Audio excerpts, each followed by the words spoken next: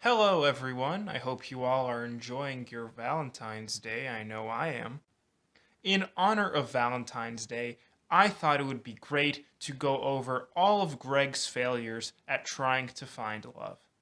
We start off our Valentine's Day in Diary of a Wimpy Kid: The Last Straw, and apparently, last year, the night before Valentine's Day, he spent a lot of time making an awesome card for a girl named Natasha. Beloved Natasha, for you a fire blazes in my heart. Whatever.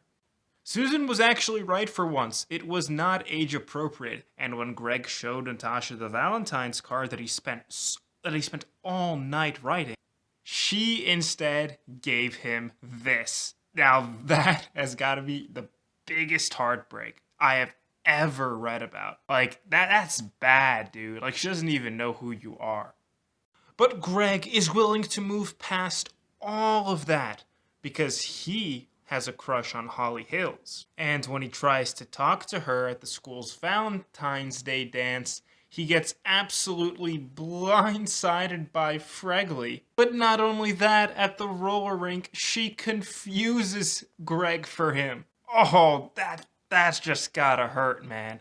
Imagine scooting over to a girl wearing 3-inch thick lenses just for her to say those 4 words. I mean, think about this. He was such a simp for her, too. He wanted to look outside the door to see where Holly Hills' family was. She did write "keep in touch" in his yearbook, but throughout the rest of the series, he never actually talks with her.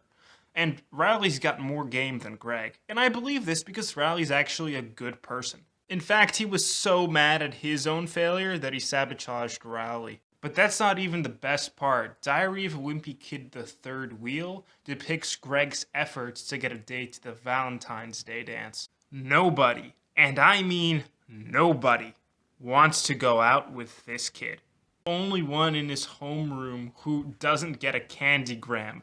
And the last kid who does is one who eats pizza out of the garbage. Well, you might be wondering why that is. Greg isn't exactly a horrible student, and he's not exactly a troublemaker.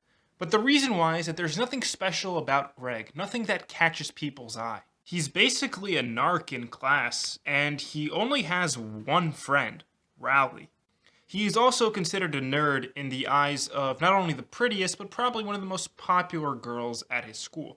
Greg miserably fails to even call a girl. He also gets absolutely embarrassed by his mother when he takes his father's leather jacket and he's forced to wear her. Even with a church girl, Greg cannot make a good impression on her family. And the only actual way that he got a date, and I'm saying date in quotes, to the Valentine's Day dance is because Abigail thought that they were going as a group of friends, and Abigail was probably still heartbroken that she couldn't go with the boy that she intended to go with. So Greg was the intended rebound guy who ended up turning into the third wheel after he publicly embarrassed and humiliated Abigail. And Raleigh, the one who Greg thought had no shot at a date, is the one who is walking her home. And Greg Heffley's last experience with love in Diary of a Wimpy Kid: No Brainer is very short. The only reason he's even able to get a date with Sophie is because everyone in Slacksville is stupid. But hey, at least he got to hold hands with her. This relationship was about as serious as the time my friend from middle school said he had a girlfriend in Canada. And Greg, despite saying he does not want to get too far ahead of himself, gets way too far ahead of himself. Basically fantasizing about what their life could be like and how he could inherit the family business. And while Greg does get his old school back, at the end of it, he is no longer with Sophie. So here I have just illustrated all of Greg's experiences with love.